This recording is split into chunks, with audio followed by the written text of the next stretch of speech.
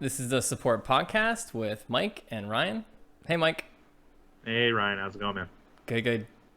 What we This got gets today? weirder and weirder every time we do it because we say Every the day. exact same thing the Yeah. same way every time. I love it. It's been a long time, man. How's it going? Good, good, good. How was your holiday?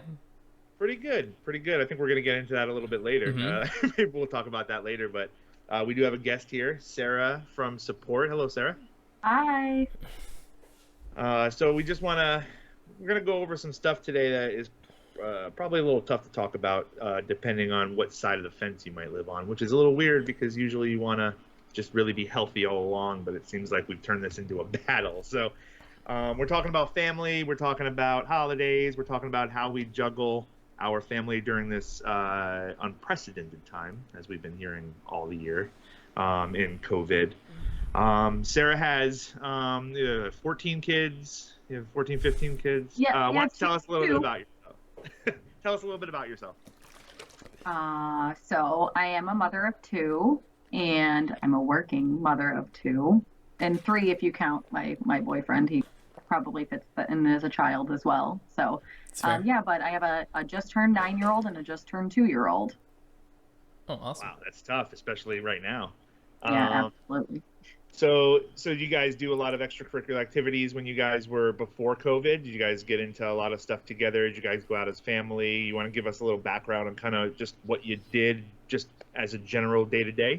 Yeah, absolutely. So, just like a normal day. So, we have a nanny for our 2-year-old, and she always took him to baby yoga at the library. He did, like reading time with the kids and stuff like that. So, a lot of interaction with other children. Cadence I mean, she'd always play with all of her little friends, and she was in dance. And, so as a family, like we would go to the park and we'd just go to the mall, go to dinner, a lot of different things that obviously are very different now. Yeah. So when it hit, did you guys have to have a conversation with the kids? Did you guys get together and kind of have a lowdown? Did you keep it from them, or kind of what went through your mind when this started coming out? So for us, it was pretty easy. In the schools, they started talking about it. So my daughter was very well aware right from the get-go, everything that was going on. But we explained to her from our standpoint, like how things were going to change within our household. Obviously, Dominic's a little too young to really understand what's going on. But I'm sure even in his little mind, everything kind of changed because he stopped leaving at the same time every day to go do the same thing that he did every day. So but yeah, we definitely talked about it as a family because we had to come up with a plan of like what's going to happen and explain to them how long it was going to be. And at that time, I said, oh, 3 weeks to a month. Yeah, that's something very similar to happen to me. We don't have any children, but my mom and dad live right down the road from us, and we have my sister and her husband and their kids that all live around us in Florida. And my dad, being immunocompromised, he's on the other scale. It's very similar to some of the people that just can't go out anymore. So we had to have a conversation very quickly, and it was, I talked with my wife like, okay, I'm gonna have to talk to my sister, and I'm the young one, so you never know how that's gonna go, and you want to talk to them about some of the stuff that's happening, but trying to put it into words that most Americans or humans, I guess in general, don't communicate so effectively. I guess we can say. So having the conversation of like, look, I know that you want to see your grandkids, and I know that it's going to be really sucky, and it could be sucky for a long time, but I don't think it's a good idea for the kids to go over to Grandma and Nunnu's house. We call Grandpa Nunnu in our household. And it's not a good look. You're not going to be able to see them very much. Maybe we can see them as you pass by, and everybody was on board. Everybody understood kind of where it was, especially with my dad, with all of his treatments and stuff, and my mom having to take him every single place. And actually for them it changed because she could no longer go in there anymore. Yeah, And I my was gonna say. dad, Mm-hmm. yeah, my dad doesn't do a lot of a lot of those the intake and the administrative work that goes into taking care of somebody who has an illness. He doesn't. He's old school Italian. He doesn't speak the best English in the world. He's very fluent and all that, but sometimes spelling and things like that gets him hung up a little bit. So my mom kind of always took the reins on that stuff, and he had to go in, and there were times where he went in and then he just came right out, and my mom was like, "What just happened? You were supposed to have treatment." And he's like, "I'm not going in there again. They want me to do stuff." She's like, "You need to just fill out the paperwork or give him the money and then just go." And so some of those things became a little bit more of an ordeal than we probably thought, so probably very similar to you guys. Ryan, what about you? Have you had any experience on that in your front? So you mentioned about having the talk in the beginning, right? So when COVID happened, and I don't know, Sarah, if you can answer this after my question or after my answer. Like they announced that COVID was happening, right? Or it was getting worse and they were going to lock down. And then everybody had to come up with an agreement of like, what are we going to do? What are your expectations? And I think it's funny now we have to kind of do that again. It's like, all right, what are we going to do about Thanksgiving? What is the plan with that? It's like, and I've had several interactions so far where people are like, oh, well, like we can just keep it with just family. It's like, well, it's always just family, right? It's like, I don't think we should have any interaction at all. What we ended up doing was we had people over that already had COVID. So both already have the antibodies for it. So I don't know if that's right or not, but that was like, at least with my justification, I was like, okay with that. It made sense to me at least, but I'm sure that those talks are still happening. So the question I have for Sarah is like, going back with March, did your school bring your kids in and like tell them, or like your one kid, ask or at least explain what's going on with COVID? Like, here's what's happening, here's what you can do, here's what you can't do? Or did they leave it up to the parents? Oh no, the school definitely did. They explained basically for my daughter's class, they told them where it came from, what the numbers were looking like, why they were going to shut the schools down, what their contingent plans were even for the next school year. They explained a lot of things. And so I felt like she came home with sometimes more knowledge than I had in that moment. And her school, I give them so many kudos because they've equipped them with, lanyards with hand sanitizer, and they get extra masks, and they have pods, and they have a system in place. Wow. And I mean, so back in March, it wasn't the greatest because they didn't send them home initially with schoolwork because they thought going over spring break, they'd come back maybe a week after that. And obviously that wasn't the case, but they immediately said, hey, if you need an iPad, come and pick one up, sign it out. So they tried getting the electronics for them.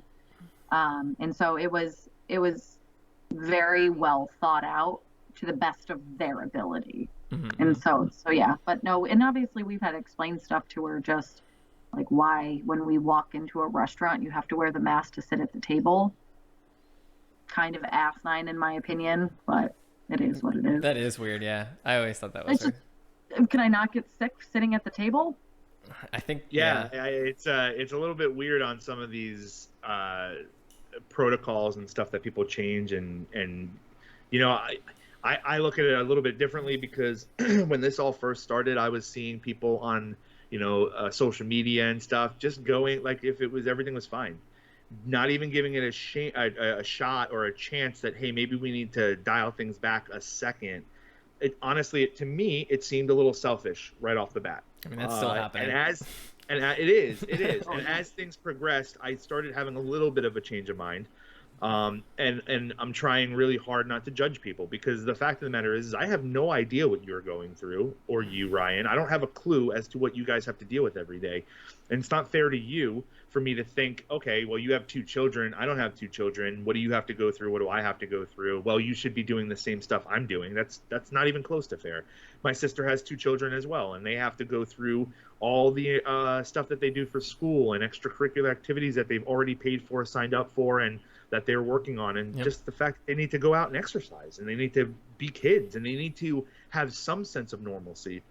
Now, on the other side of that, I also know that we are in a weird spot, and that this sets people up for their future, the way they prepare, the way they think about things, the way they progress. And if we don't acknowledge the fact that this is something that is this big, you look back to the 1920, 100 years ago when we had the pandemic of the Spanish flu, and I don't recall a whole bunch of information that I saw when I did research where they were saying, we not only did we have to combat this flu and we had to combat where it was going and what was happening, but we also had to combat the fact that people didn't believe that it was existing.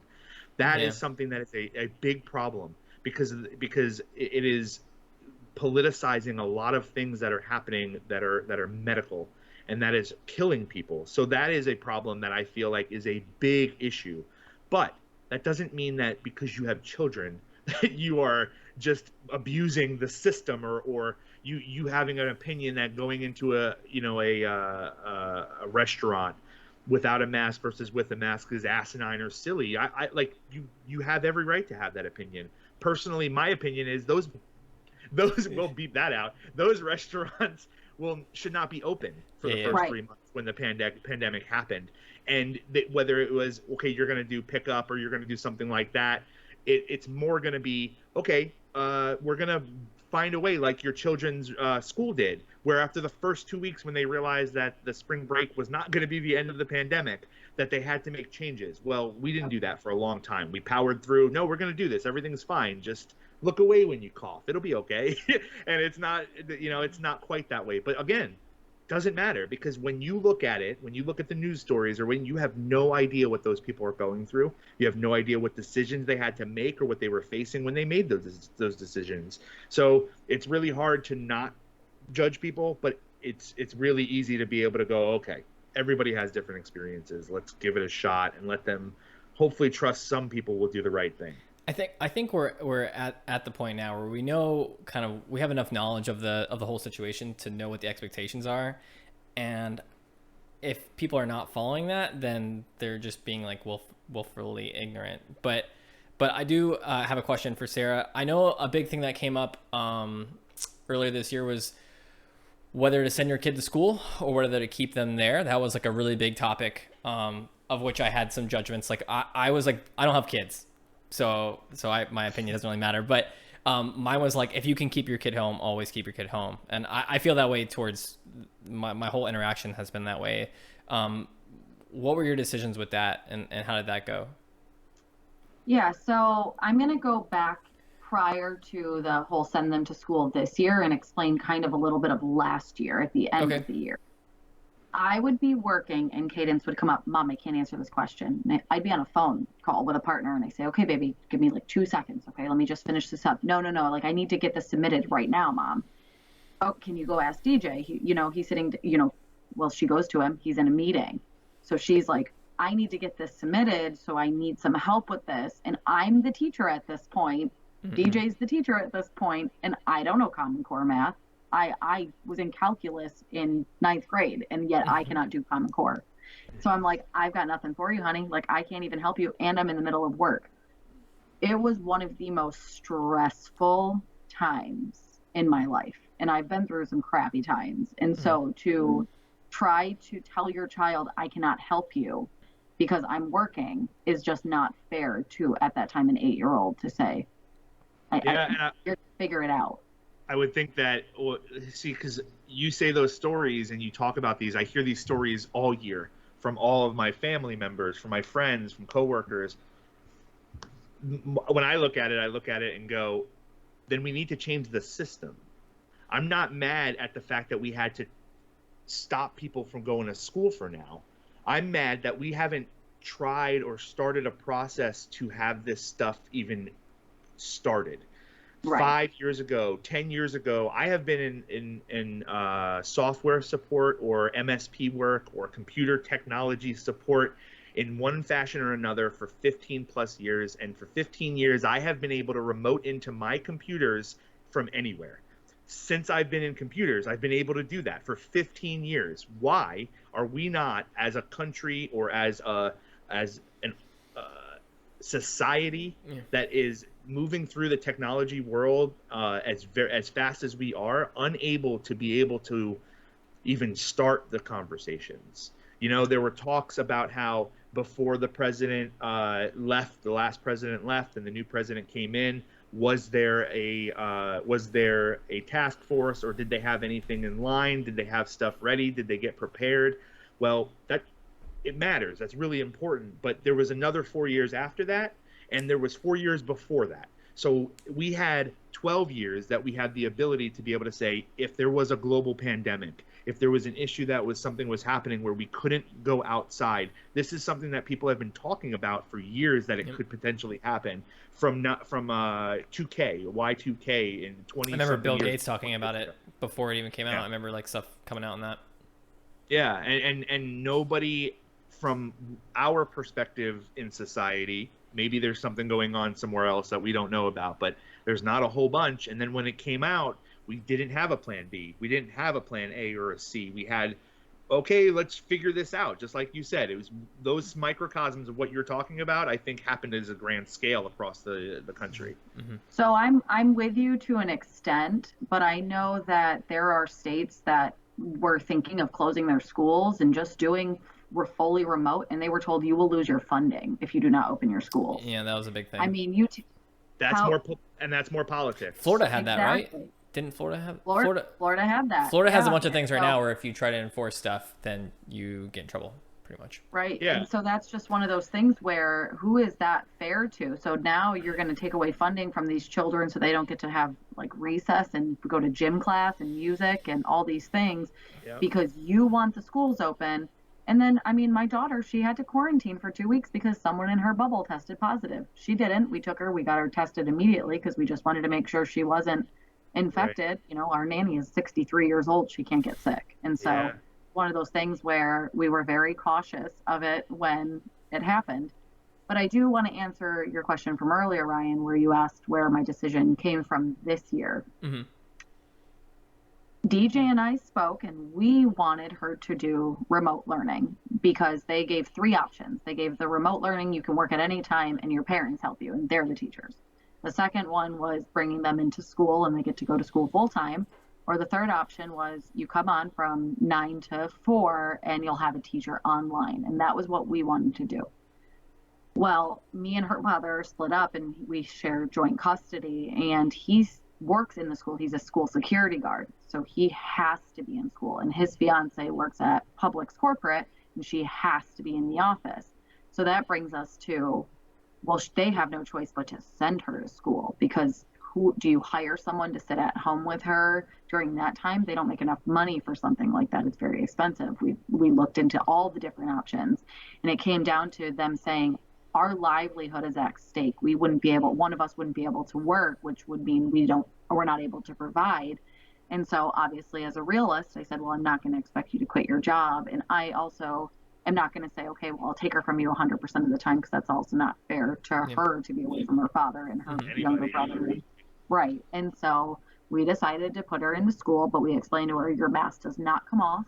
You use your hand sanitizer, which she's a Bath and Body Works fanatic, so it's fine.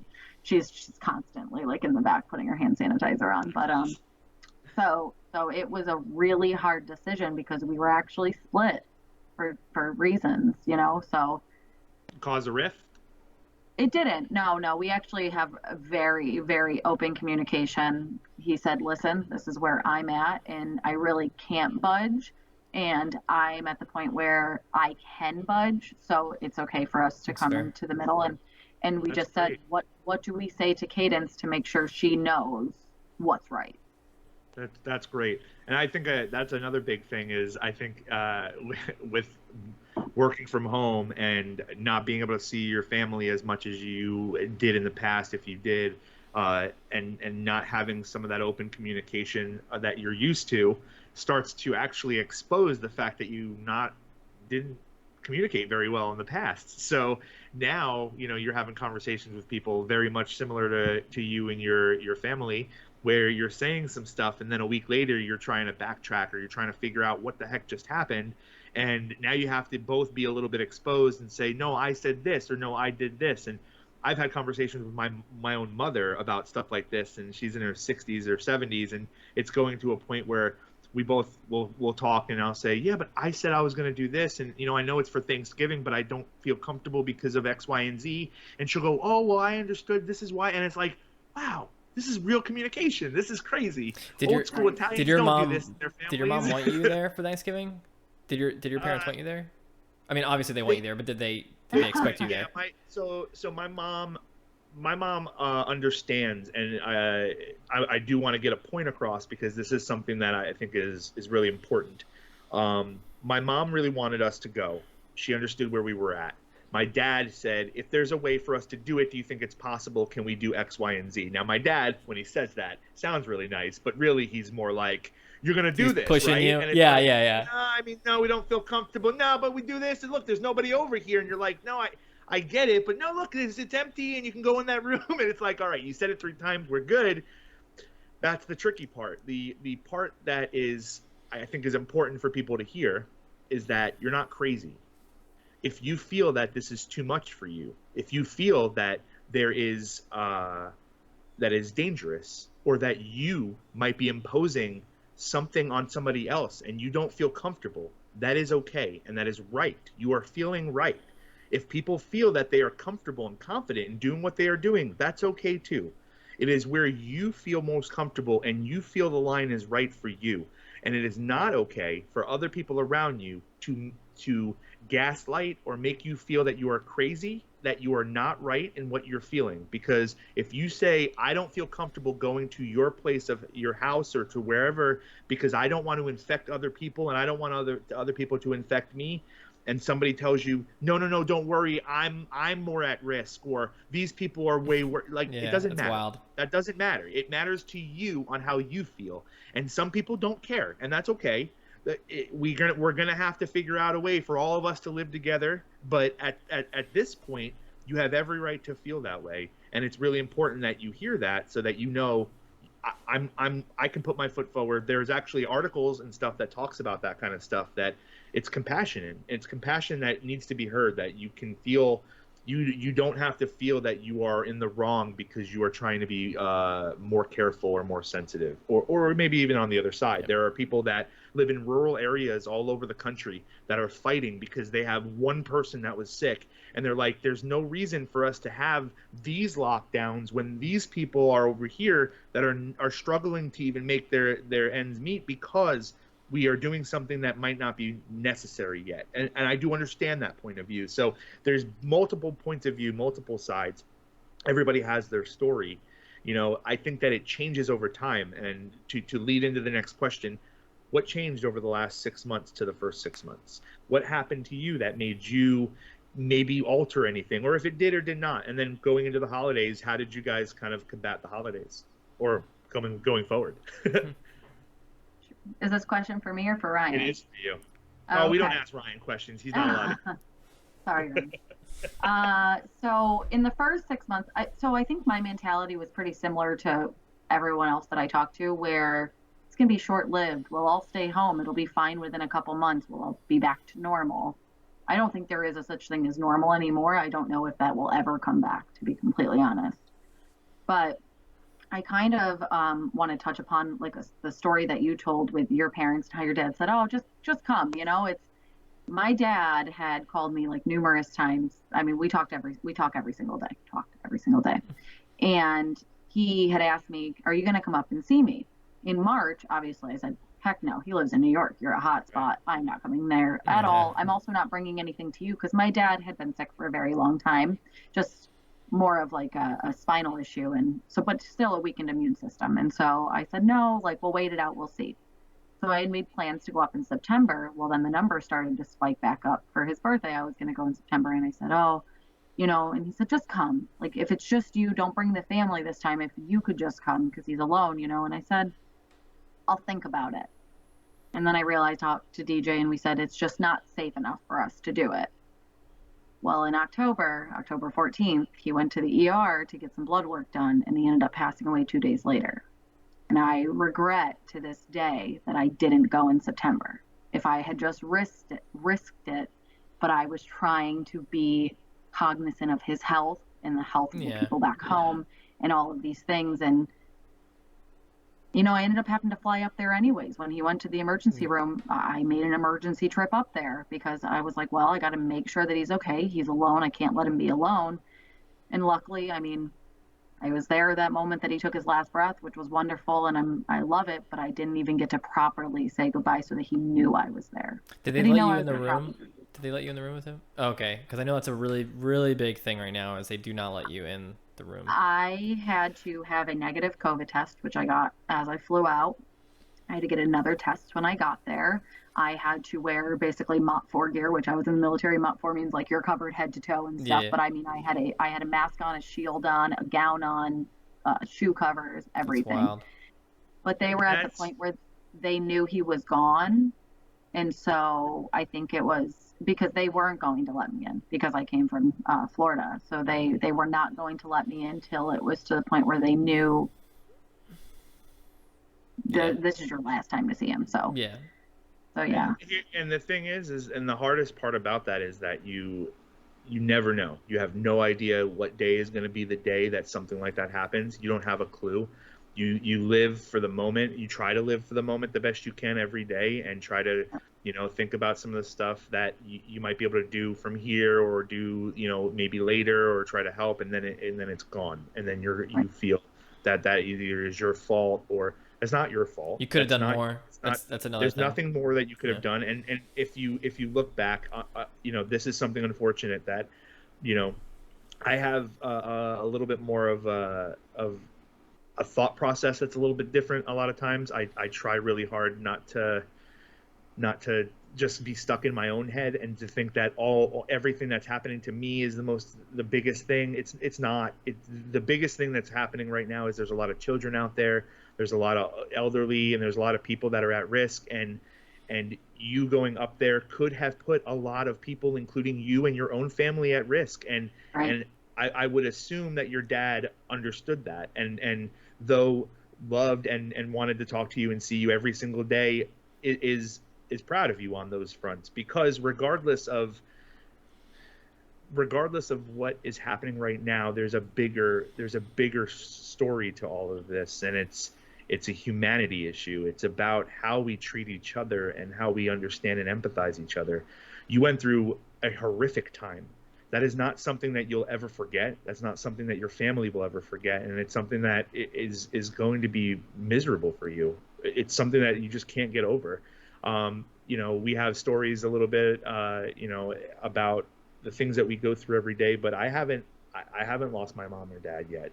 That's not something that I have to fight yet. There's some other stuff that we have to fight, but it doesn't matter, because the bigger issue is that those people are at risk every single day. And if we don't do something to help those people have helped us for our whole lives. Most of the people at risk are the people, what do they call it? The selfless generation. Is that what it is? Right? We now moved it over because we're annoyed with them, so we call them the baby boomers, and we say how they're ruining everything, but because Social Security and this and that. But they are the reason why this country is where it is. They did a lot for us, and we have to do something for them. And when I go to my dad, and it is the hardest thing to do, when he is he is stepping outside and he's telling me all he wants to do is hold his grandkids, and all he wants to do is go see his kids, and I can't even do that, and there are people that just don't care, and it is hard to hear. It sucks. And I have to say, you know what? It's not about them. It's not about us. It's not even about you, Dad. This is about the future, and making sure that we have the least amount of deaths that we can possibly have. And that's a crappy way to feel and a crappy way to be.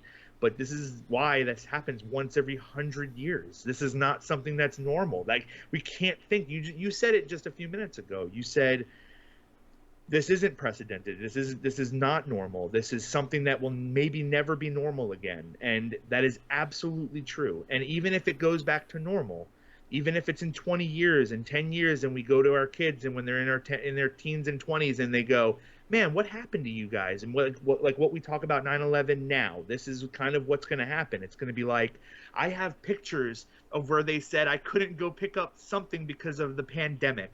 I have a video of my friends and my family getting together and wishing a happy birthday or a Merry Christmas over internet because of a pandemic. And that's crazy. I'm getting chills thinking about it, because that's something that I never thought that would ever happen in my life. I have family and friends that have polio still. So there's stuff happening all the time that just happen. And you're like, wow, why am I taking all of this other stuff so seriously? Why do I care so much about wearing a mask? when it really comes down to, I just want to make sure that my mom and dad are going to be okay today. That's the biggest thing. And I know it doesn't give you any solace. I know it doesn't make it any easier for two dudes that are, coworkers of yours to say this, but the right or wrong decision is not what that's about. It Right. is more important that you got to talk to your dad, you got to see your dad, and you have in the future. And I know Ryan can talk a lot about that stuff when it comes to loss and stuff, because he just has a little bit more experience with that. But from my experience and my thought process is, it's about what you remember, and it's about how you shape your future from now, because you have a lot of history with your family and with your father, and you get to shape that now by the way you tell your stories to your kids, the way you talk about your dad, the way you think about him before you go to bed, because you're going to think, I'm sure you think about him every day. It's just, that's part of your life now. And you should be happy and proud, because I think your dad would be as well, on the decisions that you made overall. It's not based on that one decision, it's based on what you do. Right. Yeah, I think you made some really good points there, Mike. I think that this whole situation has really been a big test for every individual on the choices you're willing to make for other people, right? And I still have some tension with my wife sometimes about that, right? Because we both are cooped up in the house, like we both need to get out, but we both have different perspectives on the choices we're willing to make for mental health, right? Because it's a balance between mental health and other people's safety. So basically the way I think of it, right? And good point. I'm full on the left side of the spectrum, which is like I'll sacrifice my mental health because I don't wanna have that concern of me being responsible for getting other people sick. Now you get frustrated when you make that decision and then other people don't. Absolutely. So my wife, so I think the biggest thing is that I work from home. So I have the ability to make the choice to be able to follow through with that, right? Just like how Sarah was in a position where she was able to keep her kids home if she wanted to, right? My wife has to work publicly, right? So she has to interact with people. So she is able to change her worldview on like what risk she's willing to take and what risk she isn't. And it's just something that we deal with, where if she's out, she chooses to go out and go do something. I'm like, man, she's making a decision that affects me. She's putting me, sometimes I believe she's putting me at risk, right? Now it's tough though, right? Because you can't stay. I mean, I know people who have not left the house since March, literally have not left the house. And that in itself can cause major issues. They're finding people that are having major issues with that. So it's a lot of balance, right? So I don't think that there is a perfect answer for that. I think if there's anything this conversation has proven, it's that everybody has different reasons why they do what they do. But it's about deciding what you believe in based on all the facts, and then doing what you feel is right, and this is the time that we've been kind of forced to do that, unfortunately. Yeah, and to add to your point, something I hear a lot, and I heard from the beginning from friends of mine to me, and it was like, you have the benefit, or you have the leisure to stay home. That's true. And I say, if you think that it is a benefit for me to stay home, I think it kind of it's good to have the choice. There is a choice, and that's the important part. It's not that I have the leisure. I put myself in a position that I have a great job, that I'm able to work from home, and then I make that conscious decision and effort to not go out and not to risk the health of other people around me.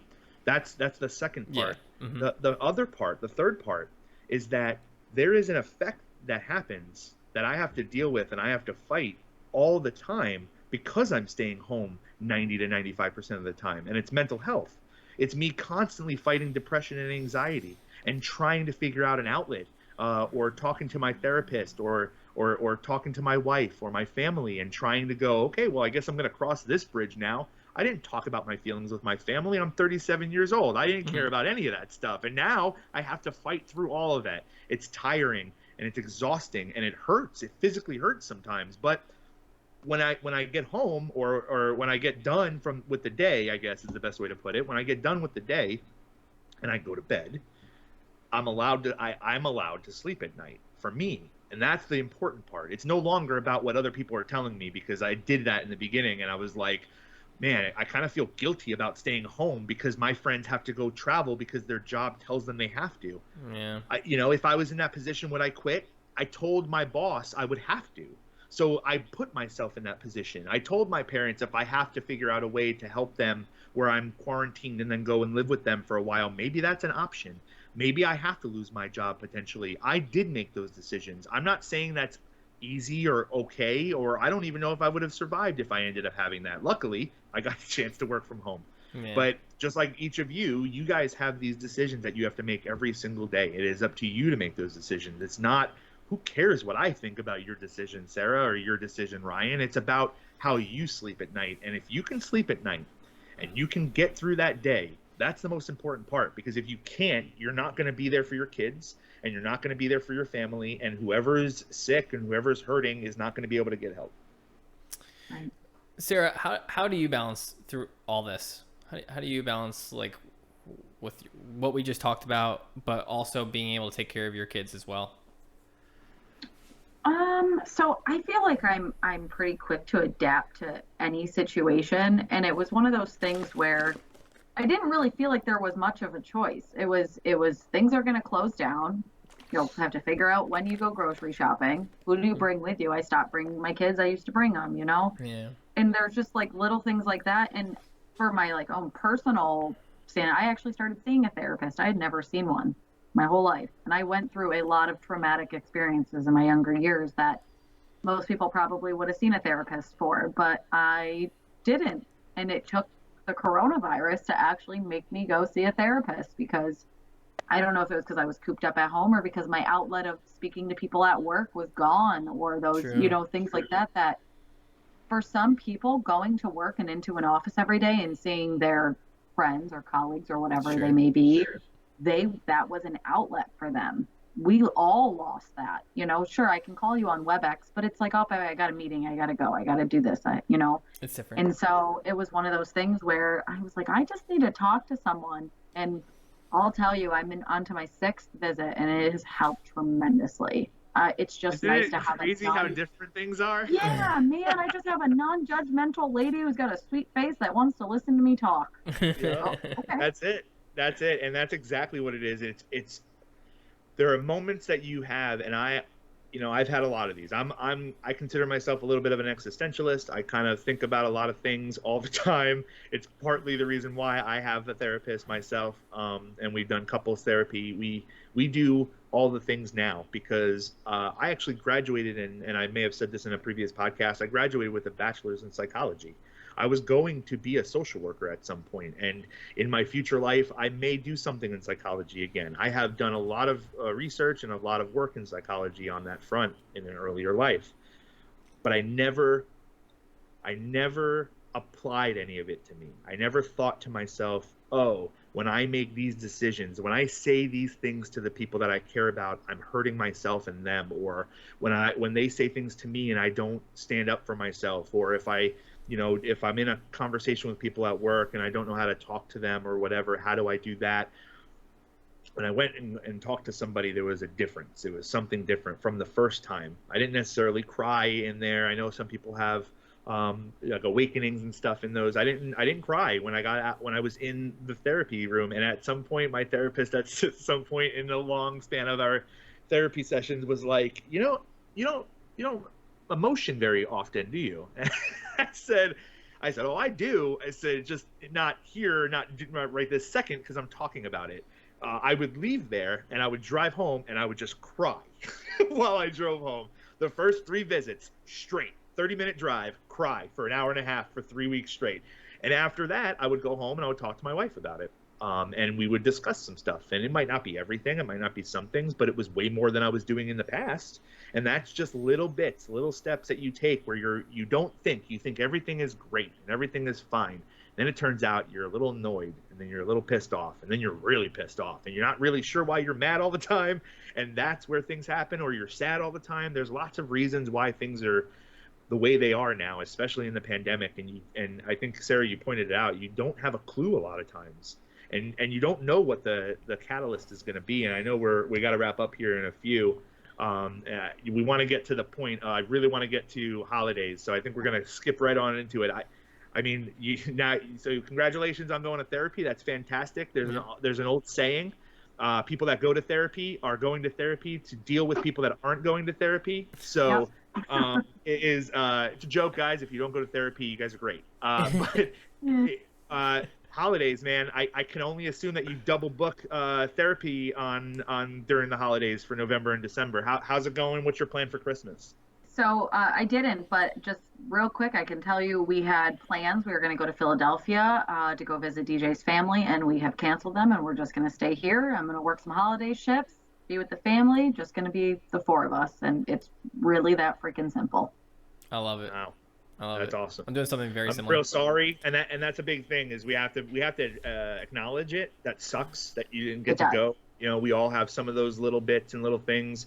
We actually tried about a month ago to maybe go to like Tennessee, Gatlinburg, do like a cabin, and we did a couple of Google searches and research and stuff, and it was like, I just don't feel comfortable yet. And wife said the same thing, just not there yet. Let's wait. Let's give it a little bit. Some people are on different ends of the spectrum, but you know what? There's vaccines starting to come out. This is not a joke. This is not a game. This is real people getting sick. We all have family members at this point. I think I walked out of the room yesterday after I found out another buddy of mine from college got sick, and he's struggling. And I said to my wife, "Well, it looks like it's officially here." Like, I had to say that out loud because it's been a year almost, and now we're at a point where so many people are getting it. We all know them. Some of us got to meet people that had it or got it or knew them that got it 5, 6, 7 months ago, but it was very, very scarce. It was 1 or 2 people that you might know, and it was like, oh, most people just feel the flu symptoms and it's okay. This is serious, and we're almost at the end, but during the end, the last stages, you gotta just turn it up just one more notch and get to the end of the line. It's like, it's like when you're racing, you got that last speed burst at the end of the road, and you get to that last straightaway, you got to get that last speed burst so you can get through to the end. And I think that's a big part of it. What are you doing, Ryan, for your holiday? We're probably gonna do exactly what we did for Thanksgiving, which is I had my mother-in-law and my stepfather-in-law over. They both already had COVID, so they've already been tested for the antibodies. So I'm okay with that. It seems like people who have the antibodies aren't likely to pass it on. I took an antibody test recently from them because my mother-in-law is a doctor, and they have to prick your finger. I was scared. It's like a pregnancy test, but with blood. It's weird. It's like you prick your finger, and then you have to put it on like what looks like the pregnancy test, and then you wait for the line to match up with the other line. And it's like, oh, I don't have the antibodies, which was unfortunate because I was hoping that I did, because then I would, feel much more comfortable. But I guess that also means that I've done the right things and I haven't exposed myself and I haven't gotten it yet. So I felt good about that as well. Good way to look at it. Yep. So, I mean, as you pointed out, we're hopefully at the end of the line. Like, the vaccines are coming out soon. The way I'm thinking about it now is I'm making these sacrifices with Christmas and the holidays for hopefully Q1, maybe Q2. We can start getting these vaccines out and we can start seeing each other again and start doing things. It's like, we're just going to sacrifice now and then we'll see each other soon. No big deal. Hopefully. Yeah. Hopefully. I think that's a good way to end it. Cool. Yeah. Well, it's a pleasure, Ryan. Sarah, it's great to have you on. Hopefully we can have you on again over the next few months and kind of catch up with you, see how things are progressing, and how maybe the kids are now all of a sudden in 12th grade. Maybe they skipped a couple of grades because of how great they've been doing in COVID. Any last words to our friends? Just thanks for having me, and I hope everyone wears their masks, wash their hands, and make good decisions. No one's judging what you do, but just make good decisions. Stay safe out there, everybody. All right. Bye-bye. Bye.